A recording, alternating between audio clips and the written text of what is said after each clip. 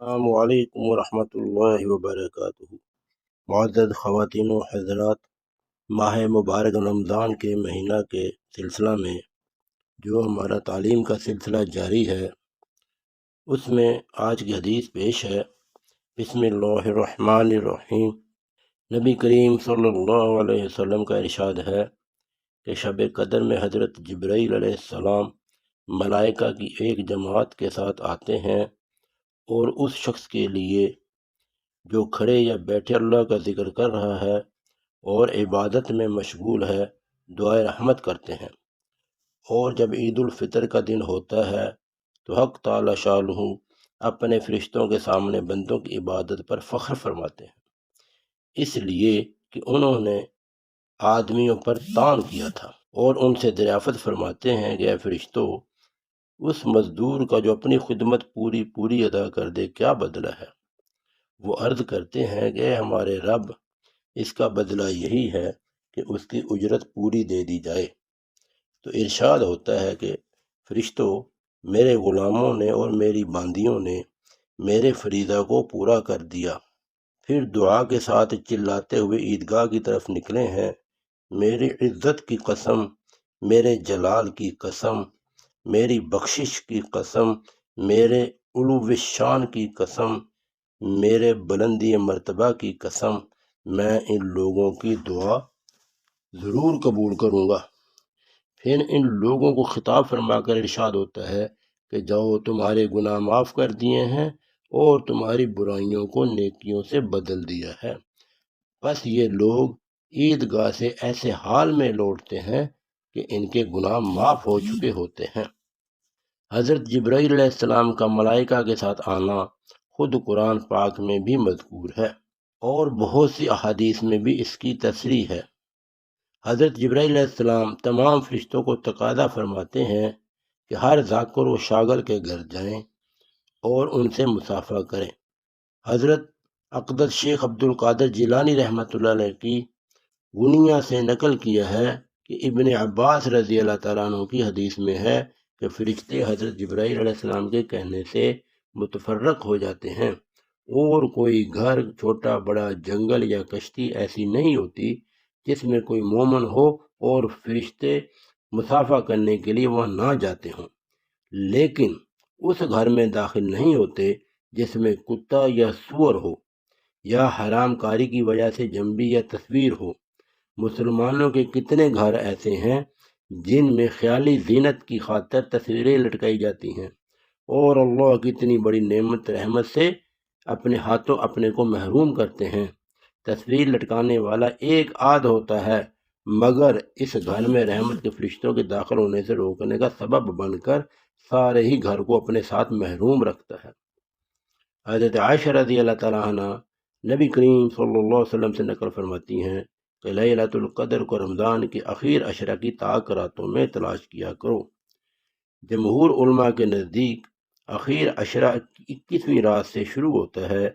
عام ہے کہ مہینہ 29 کا ہو یا 30 کا، اس حساب سے حدیث بالا کے مطابق شب قدر کی تلاش 21ویں، 23ویں، 25ویں، 27ویں، 29ویں راتوں میں کرنا چاہیے۔ اگر مہینہ 29 کا ہو تب بھی اخیر عشرہ یہی کہلاتا ہے، مگر ابن حزم رحمۃ اللہ علیہ کی رائے ہے کہ عشرہ کے معنی 10 کے ہیں، لہذا اگر 30 کا چاند رمضان المبارک کا ہو تب تو یہ ہے، لیکن اگر 29 کا چاند ہو تو اس صورت میں اخیر عشرہ 20ویں شب سے شروع ہوتا ہے، اور اس صورت میں وتر راتیں یہ ہوں گی 20، 22، 24، 26، 28۔ لیکن نبی کریم صلی اللہ علیہ وسلم لیلۃ القدر ہی کی تلاش میں رمضان المبارک کا اعتکاف فرمایا کرتے تھے، اور بالاتفاق 21ویں شب سے شروع ہوتا تھا۔ اس لیے بھی جمہور کا قول 21ویں رات سے طاق راتوں میں قوی احتمال ہے، زیادہ راجح ہے، اگرچہ احتمال اور راتوں میں بھی ہے، اور دونوں قولوں پر تلاش جب ممکن ہے کہ 20ویں شب سے لے کر عید کی رات تک ہر رات میں جاگتا رہے اور شب قدر کی فکر میں لگا رہے۔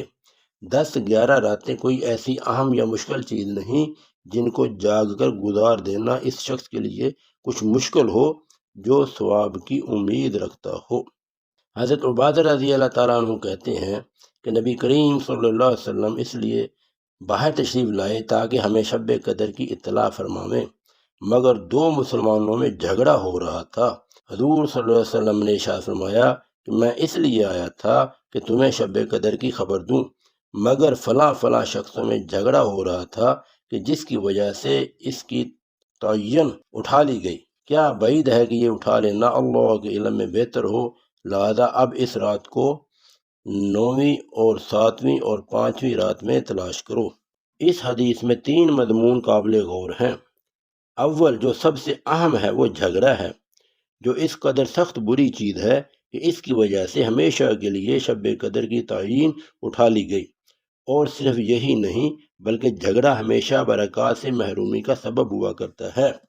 نبی کریم صلی اللہ علیہ وسلم کا ارشاد ہے کہ تمہیں نماز، روزہ، صدقہ وغیرہ سب سے افضل چیز بتلاؤں؟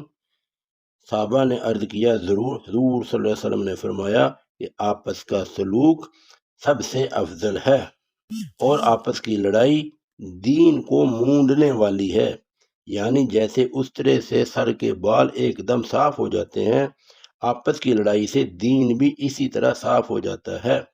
دنیا دار دین سے بے خبر لوگوں کا کیا ذکر، جبکہ بہت سی لمبی لمبی تسبیحیں پڑھنے والے دین کے دعوے دار بھی ہر وقت آپس کی لڑائی میں مبتلا رہتے ہیں۔ اول حضور صلی اللہ علیہ وسلم کے ارشاد کو غور سے دیکھیں اور پھر اس دین کی فکر کریں جس کے گھمنڈ میں صلح کے لیے جھکنے کی توفیق نہیں ہوتی۔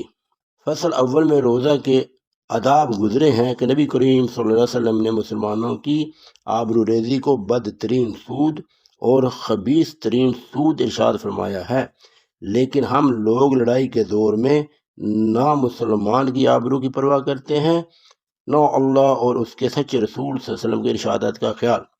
خود اللہ جل جلالہ کا ارشاد ہے وَلَا تَنَازَعُوا فَتَفْشَلُوا، اور نزاع مت کرو ورنہ کم ہمت ہو جاؤ گے اور تمہاری ہوا اکھڑ جائے گی۔ آج وہ لوگ جو ہر وقت دوسروں کا وقار گھٹانے کی فکر میں رہتے ہیں، تنہائی میں بیٹھ کر غور کریں کہ وہ خود اپنے وقار کو کتنا صدمہ پہنچا رہے ہیں، اور اپنی ان ناپاک اور کمینہ حرکتوں سے اللہ تعالیٰ کی نگاہ میں کتنے ذلیل ہو رہے ہیں۔ اور پھر دنیا کی ذلت، نبی کریم صلی اللہ علیہ وسلم کا ارشاد ہے کہ جو شخص اپنے مسلمان بھائی سے 3 دن سے زیادہ چھوٹ چھٹاؤ رکھے، اگر اس حالت میں مر گیا تو سیدھا جہنم میں جائے گا۔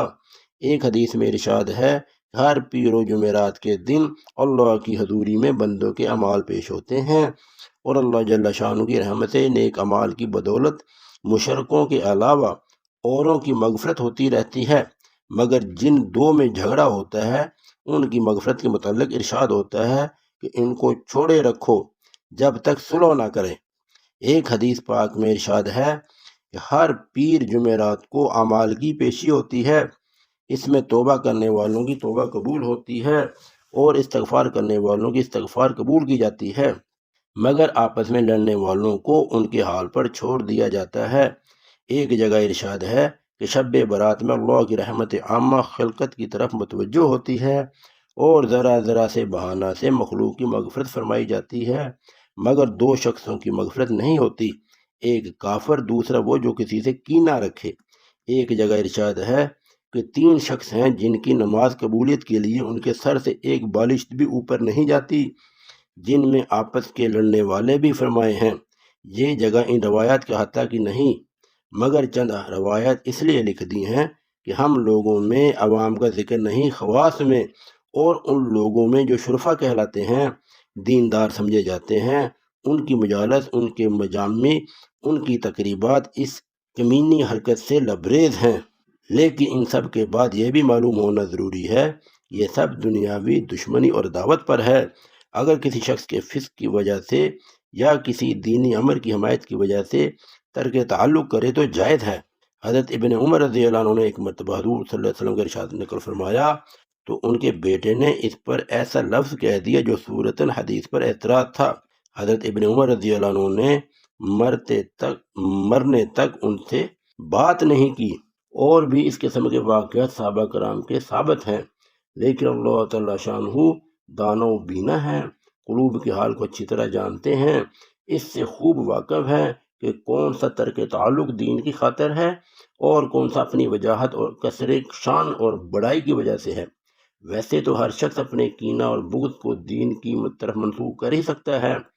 دوسرا امر حدیث بالا میں معلوم ہوتا ہے وہ حکمت الہی کے سامنے رضا اور قبول و تسلیم ہے کہ باوجود اس کے کہ شب قدر کی تعین کا اٹھ جانا صورتاً بہت ہی بڑی خیر کا اٹھ جانا تھا، لیکن چونکہ اللہ کی طرف سے ہے اس لیے حضور صلی اللہ علیہ وسلم کا ارشاد ہے کہ شاید ہمارے لیے یہی بہتر ہو۔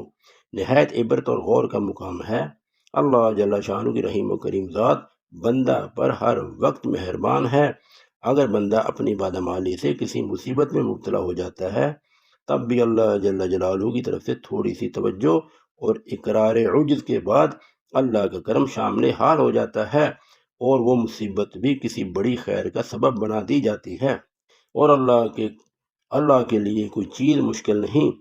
بس خواتین و حضرات، اللہ پاک ہمیں آپسی لڑائی جھگڑے سے محفوظ فرمائے اور اس امت کو ایک دوسرے کا احساس کرنے والا بنائے۔